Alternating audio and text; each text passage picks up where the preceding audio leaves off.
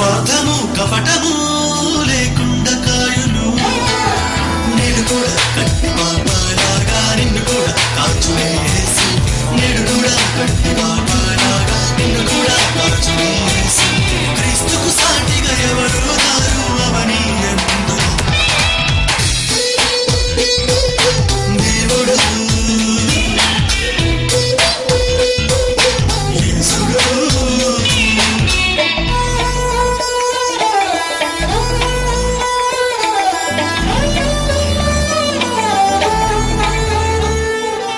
వేళ మన ప్రసంగం అంశం దేవుణ్ణి విచారించిన దావీదు.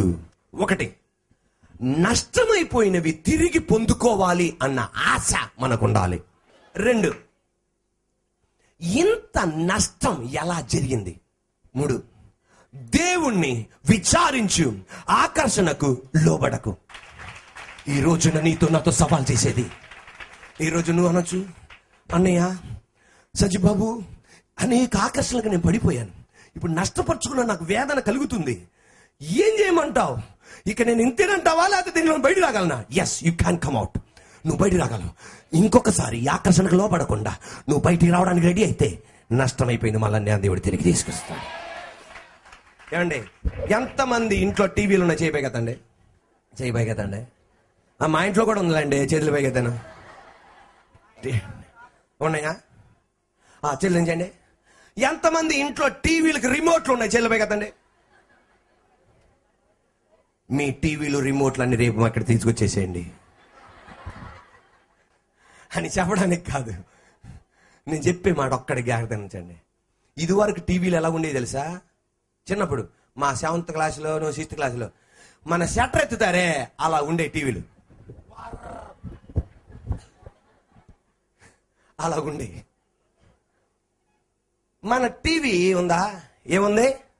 గడి చెప్పండి. టీవీ ఉంది. ఆ టీవీకి ఏముంటది? రిమోట్. టీవీ అక్కడెక్కడో ఉంటది, నువ్వు ఇక్కడ సోఫా సెట్లో కూర్చుంటావు, ఇలా నొక్కగానే అదేమైంది? ఆన్ అయిపోతుంది. ఎలా ఆన్ అయిపోతుంది? ఎలా ఆన్ అయిపోతుంది? అది ఆకర్షణ. అంటే ఆ టీవీ దేన్ని ఆకర్షించేస్తుంది? ఈ రిమోట్ దేన్ని ఆకర్షిస్తుంది? ఆకర్షిస్తుంది. అంటే చిన్న రిమోట్ పెద్ద టీవీని ఏం చేస్తుంది? తపకమని వెలిగించేస్తుంది. ఎందుకని? ఈ రిమోట్కి సంబంధించిన ఆపరేటర్స్, అంటే ఈ రిమోట్కి సంబంధించిన ఉపకరణాలు దేంట్లో ఉన్నాయి? టీవీలో ఉన్నాయి. అందువలన హెచ్చక్కడే తపకమంటున్నది. అప్పుడే సువార్త ఛానల్ వస్తుంది. నాకు తెలుసు మీరు మిగతా ఏ ఛానల్ చూడరు, అందులో సజిబాబు ఛానలే చూస్తారు. మీరు 8:30 కూడా అదే చూస్తారు. మీరు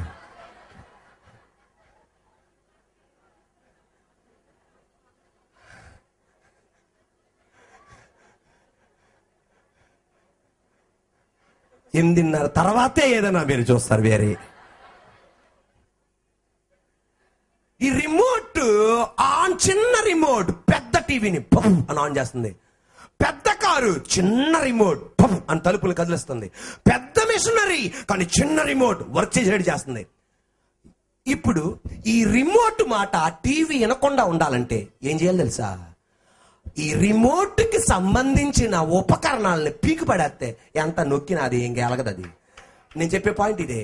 నువ్వు నేను సిగరెట్ కనపడగానే అన్నావంటే, బ్రాందీ కనపడగానే అని వెళ్తున్నావంటే దానికి అర్థం చిన్న బ్రాందీ అనే రిమోట్ కి సంబంధించిన మన ఏదో ఉంది, దాన్ని పెరిగి పడేస్తే ఆ సిగరెట్ కి సంబంధించింది ఏదో మనలో ఉంది, దాన్ని పెరిగి పడేస్తే ఆ మిగతా ఆకర్షణ ABC అనే ఆకర్షణలకు సంబంధించింది ఏదో మనలో ఉంది, అది పెరిగి పడేస్తే బ్రాందీ షాపు నుండి వెళ్ళినా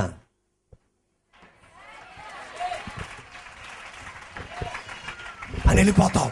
ఈ రోజున నీలో నాలో ఆకర్షించి, సాతానుగాడు ఆకర్షించి, ఆ రిమోట్ ఆకర్షించి ఏదన్నా ఉంటే ఈ రోజున యేసునామములో పెరిగి వేయబడును గాక. ఏమండి, బైబిల్ గ్రంథంలో ఒక భక్తుడు ఉన్నాడు. అతని పేరు అపోస్తుడైన పౌలు. అపోస్తుడైన పౌలు ఎటువంటి భక్తుడు అంటే చాలా యథార్థవంతమైన ఒక భక్తుడు. అందరూ వాళ్ళ పొరపాట్లను దాచిపెట్టుకుంటారు, కానీ ఈయన దాచిపెట్టుకోవట్లా. ఎందుకు తెలుసా? నేను ఈ సమస్య గుండా వెళ్తున్నా, విశ్వాసులారా మీరు గుండా ఈ సమస్య గుండా వెళ్తారు. కానీ నేను ఎలాగైతే ఆకర్షణకు లోబడకుండా ఉన్నాను, మీరు కూడా అలాగే ఉండండి.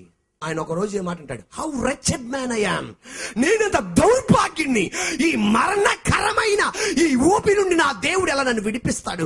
ఎవరు నన్ను విడిపిస్తారు?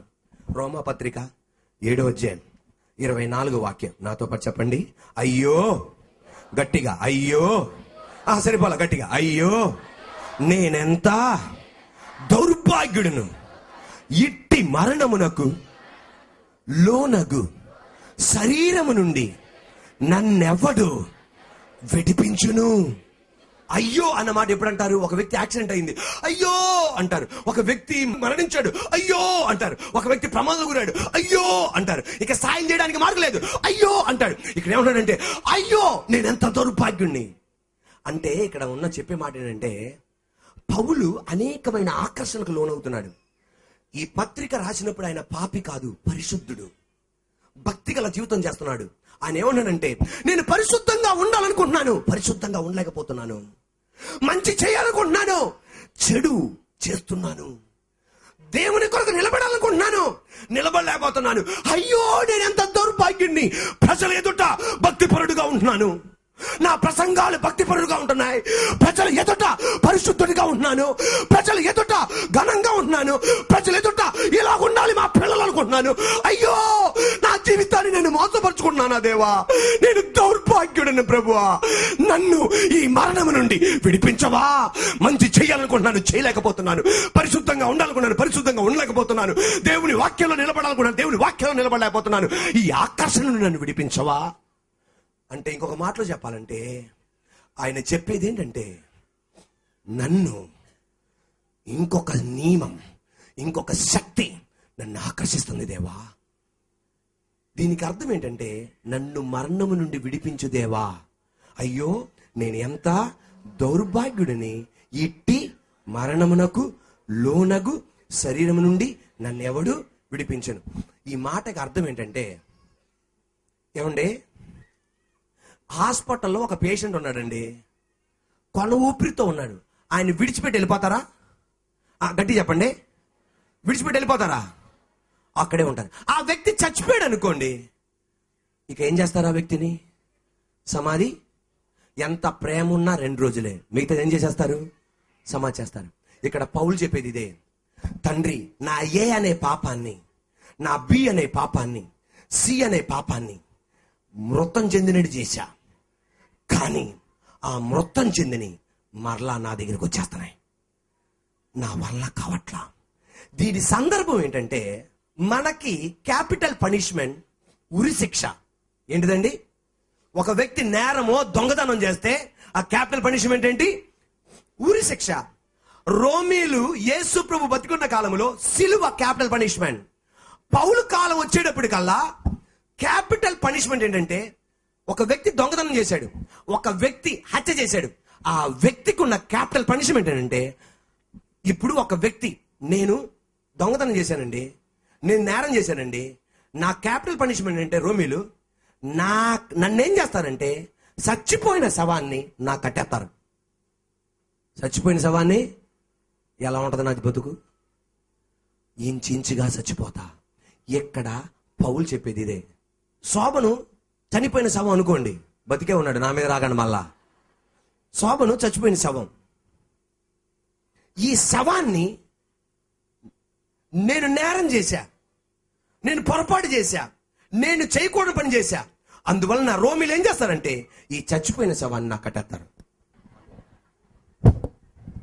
ఈ చచ్చిపోయిన శవాన్ని ఇలా కట్టేస్తారు. ఎలా ఉంటుందండి బతుకు? అన్నం తిన్నా ఈయన ఉంటాడు, బతికిన ఆయన, చచ్చిపోయిన ఆయన. అన్నం తినగలనా? ఏం తినగలనా? ఈ చచ్చిపోయిన శవం నాతోనే ఉంటుంది. కొన్ని నిమిషాలకి, కొన్ని గంటలకి ఇతని ఫంగస్ నాలోకి వస్తుంది, ఇతని బ్యాక్టీరియా నాలోకి వస్తుంది, ఇతని అన్ని నాలోకి వస్తుంది. తర్వాత జరిగేది ఏంటి తెలుసా? ఇతను చచ్చిపోయాడు, ఈయనకేం ఉండదు, ప్రశాంతంగా ఉంటాడు. కానీ నా జీవితాన్ని ఇంచుగా మరణిస్తా, మరణానికి లోనవుతున్నా. అంటే పౌలు చెప్పేది, అయ్యా ఈ పాపం ఏ అనే పాపం మృతం చెందింది, బి అనే పాపం మృతం చెందింది, సి అనే పాపం మృతం చెందింది. ఆ మృతం చెందిన పాపాన్ని నాకు సాతానుగాడు కట్టేశాడయ్యా. నేను పరిశుద్ధంగా ఉండలేకపోతున్నా. ఈ పాపం నన్ను ఇంచుగా లోపరుచుకుంటుంది. ఈ మరణానికి నేను లోనవుతున్నా. ఈ మరణం ఏ అనే మరణానికి, బి అనే మరణానికి, సి అనే మరణానికి నేను లోనవుతున్నా. దీంట్లో నుండి విడిపించేవాడు ఎవడు? దీంట్లో నుండి విడిపించేవాడు ఎవడు అన్నాడు నజరేయుడైన యేసు క్రీస్తు. ఈ పగటి వేళ నీ నా జీవితంలో కూడా అనేకమైనవి ఇలాగందా ఈ రోజున నష్టపరుచుకుంటున్నావా? ఈ రోజు నా దేవుడు అంటున్నాడు, సర్వశక్తి కలిగిన దేవుడు దాంట్లో నుండి విడిపించి, మరణం నుండి విడిపించి నిన్ను ఆయన కార్యం చేయగలడు. రోమపత్రిక 7:24, అయ్యో నేనెంత దౌర్భాగ్యుడను, ఇట్టి మరణములోనికి లోనగు శరీరము నుండి నన్నెవడు విడిపించను. ఈ మాట గట్టిగా, ఎవడు విడిపిస్తాడు? మన ప్రభు అయిన యేసుక్రీస్తు ద్వారా దేవునికి కృతజ్ఞతాస్తుతులు చెల్లించుచున్నాను. ఎవరు విడిపిస్తారో తెలుసా? యేసయ్య. కళ్ళు మూసుకోండి, ప్రార్థన చేసుకున్నాం.